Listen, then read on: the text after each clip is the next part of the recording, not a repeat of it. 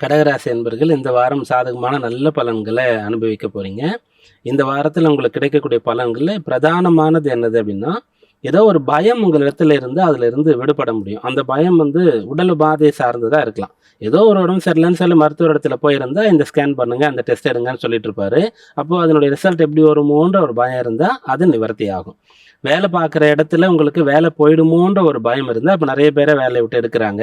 அப்ப நம்மளையும் எடுத்துருவாங்களோன்ற ஒரு பயம் இருந்தா, இல்ல இல்ல உங்கள எடுக்க போறதில்ல. நீங்க கன்டின்யூ பண்ண போறீங்க அப்படின்ற மாரி விஷயம் உங்களுக்கு தெரிய வரும்.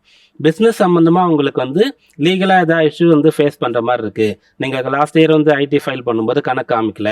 அப்போ நீங்க இவ்வளவு பணம் கட்டணும் சொல்லி திடீர்னு ஒரு இது வருதுன்னு சொன்னா, நீங்க உடனே பயப்படாம அதுக்கெல்லாம் பார்த்து கணக்கு வழக்கெல்லாம் குடுத்து, அத உங்களால ஃபேஸ் பண்ண முடியும். இப்படி எல்லா இடத்துலயுமே உங்களுக்கு துணிவை தரக்கூடிய ஒரு வாரமாக இந்த வாரம் இருக்கும்.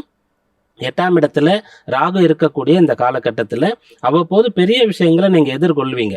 அப்படி எதிர்கொள்ளும் போது அந்த காலத்தின் கோச்சார நிலை சாதகமா இருந்ததுன்னா அதுல இருந்து மீண்டு வந்துடலாம். அப்ப இந்த வாரம் உங்களுக்கு சாதகமா இருக்கிறது.